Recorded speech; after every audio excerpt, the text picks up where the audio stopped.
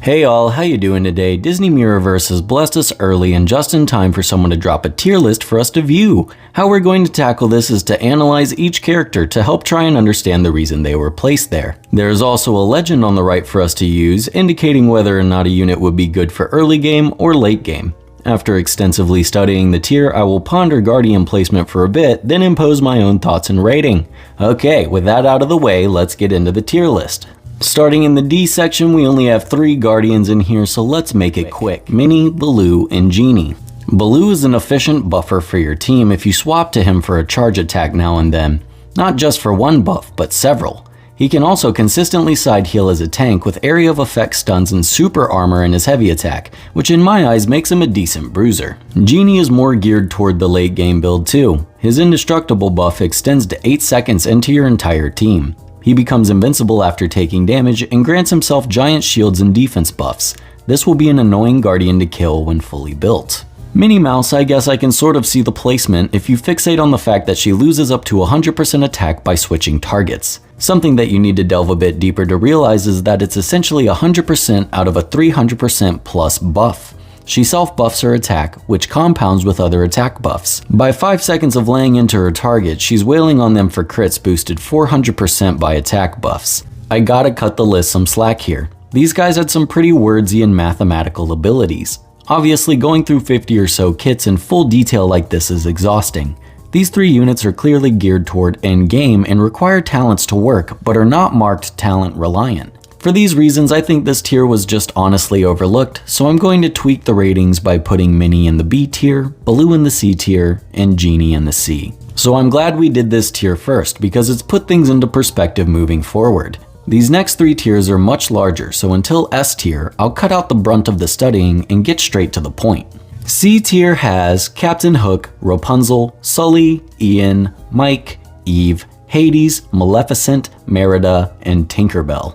Captain Hook is an anti-healing 1v1 fighter. Since his auto attack strip buffs and heal block the enemy, he can handle supports easily. Since practically every tank and support heals, this could probably see frequent use, but I agree with the C tier. Rapunzel is all about this weird combo she's got. Hit 4 auto attacks, then use the special ability for insane damage. She is by no means useless with such a large damage on her skill, but without a combo buff it's not the best ability, so I may bump her down to a D tier. Sully is another shield and armor tank, but the fact of the matter is there are a ton of shield and armor tanks in the game, and they're pretty much all better than Sully. You'll see this in real time as we move forward. The special ability isn't amazing, but it does notable damage. C or D sounds fine to me. Ian has healing capabilities comparable to Mickey and Hero on a lesser scale. Considering his talents make the accumulative attack and defense buffs on him up to 30% attack per effect, then I personally would move this dude up to A tier, especially considering his role as a support means you don't even really have to play him, and he makes your main way stronger and healthier. Next is Mike Wazowski, and he's more like a supplement than a main feature of the team. He makes your team's healing stronger, armor stronger, he gives out stats, he throws down side heals, and you can swap to him anytime for a heavy attack heal. Maybe if you have 2 total units on your team and there's too many chiefs and not enough Indians, then Mike is the perfect Indian for the team.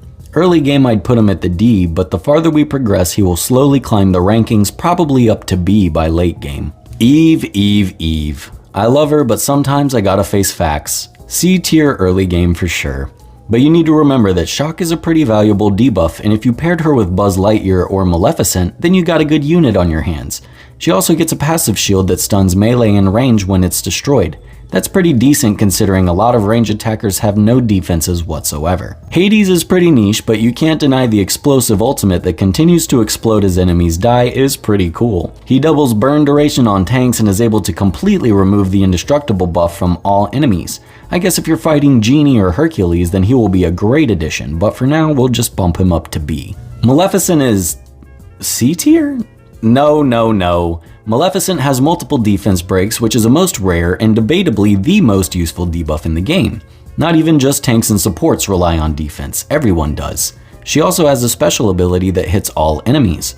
She applies burns and shocks and has a buff that increases burn and shock damage. She boasts increased crit rate and increased crit damage. The only reason I can think of for her to be so low is she has no defensive capability. But any good League player knows that you don't pick the AD carry for their healing potential. S tier. Merida is another prime exemplification of the AD carry role. She auto-attacks. And nothing, she auto-attacks some more. As she attacks, she buffs her own crit chance. Her crits also deal 50% more damage. She just pulls on the bowstring, y'all. Completely acceptable choice for a damage dealer if you just plan to auto-attack constantly for every stage. B tier is fine. Tinkerbell is the same strategy as Merida, but with a different gimmick. She burns. Immune to burn. Auto-attacks burn. Ability burns a small area around her. I would probably move her to D. Okay guys, time for a recap. We're going through this tier list character by character and analyzed about 11 characters between the D and C tier. The B and A tiers are pretty saturated with 25 characters, so as to not make this the most boring video ever, we're going to switch it up. I'm going to tackle these 25 characters in the simplest way I can. 1-sentence summaries and my own tier rating. Speedrun edition. 3, 2, 1, go! Anna lands all stat debuffs, but only through melee with varying success rates dependent on your team composition. B tier. Hercules is a melee 1v1's worst nightmare, but is completely gimped by control effects and a signature ability that doesn't even work in 1v1. C tier. Mulan is a good frontline to distract melee with huge damage and defense buffs as long as she's supported by a healer and doesn't get stripped of her defense buff. C tier. Stitch can have tremendous damage output, but the build-up is completely reliant on constant successful auto attacks which are not feasible to keep up in a group fight with knockback. C. Donald's got huge defense buffs which turn into huge shields and attack buffs, as well as if he gets time to ramp up, then he turns into a fat meat shield with an anchor. B tier. Maui is like Donald, except everything Donald does for himself, Maui does for the entire team without the need to ramp up. Easy S tier. Ursula gains armor from enemies using their special abilities, but a lot of special abilities are for the purpose of removing or bypassing armor altogether, so it's a bad function if it's the only one she uses until a required level 30 talent is obtained. D tier at early game and A tier at end game.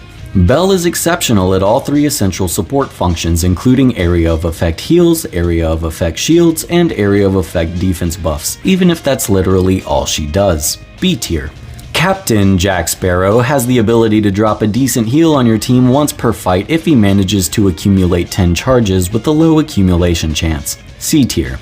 Scrooge is what Jack wishes he was, with an easier to max heal that also doubles attack buffs, buffs crit rate, and crit damage. A tier. Buzz has a spammable area of effect attack that completely removes all shields and stuns enemies, all the while building defense to tank the melee that will inevitably have to target him. S tier. Elsa is the opening Pokemon that casts Hail to constantly buff at the enemy, but her special ability requires additional support from a crowd-controlling teammate to ensure the enemy stays in range. B tier. Goofy is like Buzz Lightyear with all of the armor removal, combined with Sivir from League of Legends with ricocheting ranged attacks that can amount to amazing area of effect damage. High A tier, maybe even a low S. Okay, and that takes care of everyone in the B tier. Now just like the B tier, we're going to do the A tier in the same fashion. 3, 2, 1, go! Aladdin performs like a rogue on Warcraft, having to be behind your target at all times with less than ideal controls to remain effective, dropped down to the B tier. Anger has by far the highest damaging ability in the game with a fully built explosion totaling multipliers of up to 1500% after the 5th enemy or so. A tier. Scar is incredible at tearing up an enemy in a 1v1, but the second some groupies come to the fight, he gets melted without a proper support. B tier. Snow White's kit seems to directly counter the evil queens with the facade of being an anti-melee build, although with the unfortunate fact that she herself is a melee without self-support, thus not an ideal choice for either of these encounters. C tier. Woody got that goody-oody riding through the burbs. Woody is like a Death Knight with a Death Grip that pulls enemies directly into the group where he excels at both melee and ranged, all the while preventing his enemy from obtaining any buffs. A tier. S tier with Baymax. Baymax is a melee team's best friend by being an umbrella of constant support to anyone inside of his giant bubble buff that also stuns enemies.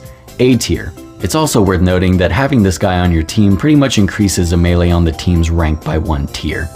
Oogie Boogie is a stun machine by spamming bugs that stun when he attacks, when he is attacked, and when he casts his short 9-second cooldown ability. A tier. Evil Queen has an amazing kit for poisoning enemies and increasing poison effectiveness despite the fact that she's practically the only poison unit in the game. A tier. Frank Wolf is another melee friend by laying down foliage on the ground that when your allies stand in it, they are granted support and recovery. B tier. S tier whenever paired with Baymax and Woody. Tiana is a self-attack buffing alchemist type that throws homing projectiles with her ability and is somewhat a jack of all trades, but not particularly goated in any area. B tier. Gaston has an incredible reputation amongst everyone that uses him. Imagine using the Demon Hunter from Diablo, and that's this guy, except he has a defense break aura and an 800% multiplier supplemented by anti-defense buff mechanics and a snare for melee. S tier single target, B tier AoE.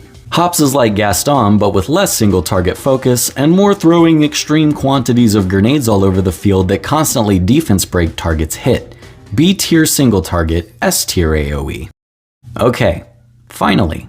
We've been over every single character from D to A tier with consistent feedback and ratings. Now it's time for the good part, the S tiers. We have 5 of them to look over, and I'm going to try to make my reactions, feedback, and decisions based entirely on science, fairness, and compromise. Ariel. Pretty ironic that a starting unit be an S tier, right? Well, what if I told you that she can grant herself an attack buff as strong as 180%? When fully built, she can build up attack buffs very quickly, and her heavy attack knockback is a surefire way to stunlock unsuspecting enemies. To be fair though, she is a melee character susceptible to these same things. She would never be able to stand in a 1v1 against Woody. But because she's countered often doesn't mean she's a lower class. I would say she's really in a bad spot most of the time if you don't have a tank with lore. With all of these things considered, I would put Ariel respectively in the B tier. Mr. Incredible is a force to be reckoned with. As he fights the enemy, especially when using heavy attacks, he is constantly building stats over time. If he's not kept in check, then by the end of the fight, he will simply be an unstoppable force. His Achilles heel, however, is this progress is lost if he's caught in a crowd control ability such as a stun or a freeze. He's a grizzly bear that dies easily in a bear trap. In melee against Hercules or a chase war with Maleficent, he's a sitting duck. But against enemies who solely rely on their brunt stats, he will win 100% of the time. I'm keeping him in the S tier for like 75% of matchups, but in uncommon circumstances, he instantly drops to a C. Hero is one of the most dominant supporting forces in this game. He can link to your allies and give them substantial buffs based on their class, and he puts out consistent healing throughout most of the fight's duration. His damage is very decent for a support, and he's ranged, so he isn't susceptible to being tanked and spanked. Even with melee and range, if he's linked to a tank or melee, then he will be fine either way. People usually underestimate healers until they try someone with great healing potential like Hero. At that point, the crit rate, attack, defense, shield, and healing buffs are complementary to any team you can imagine. S tier. Jack Skellington, one thing to say, Galleon from Summoner's War. Area of effect stackable attack buff for your team, area of effect defense break for the enemy. Oh yeah, and area of effect healing, area of effect buff stripping. At the beginning of a round, the whole team starts with a 30% attack buff, and any buff stripped from the enemy is replaced with a 30% defense break. But if you thought all of this was for a lack of damage, then how about a 200% damage attack for every buff stripped? All of that's definitely enough for me. He's just an all-around good team player. Another great addition to any team. S tier. And Mickey Mouse. This mouse puts a shield on your whole team that frequently reflects damage back to the attacker. Remember when I said Hero had good heals? Yeah, then this is where the idea of his good heals originated from. Oh, you thought I was done? Did I mention attack buffs, stuns, focus buff, defense buff, flat defense stat, and special ability cooldown reduction? Mickey Mouse, you are S tier. Oh, you didn't think I forgot Zerg and Tron, did you? Well, even though they're not on the list, I did take them into consideration. So here's some honorable mentions. Zerg can essentially turn into a gat that can shred enemies, but he's not stationary while doing it either. You can actually move while this ability is channeling, so he is a very strong attacker and deserves at least an A tier. Tron? You do Tron. S tier. Also, check out my wife's Etsy shop, link in the description, total S tier. Drop a like, sub, comment, bell, follow, join Discord, buy a painting, hit the donate button, drink water.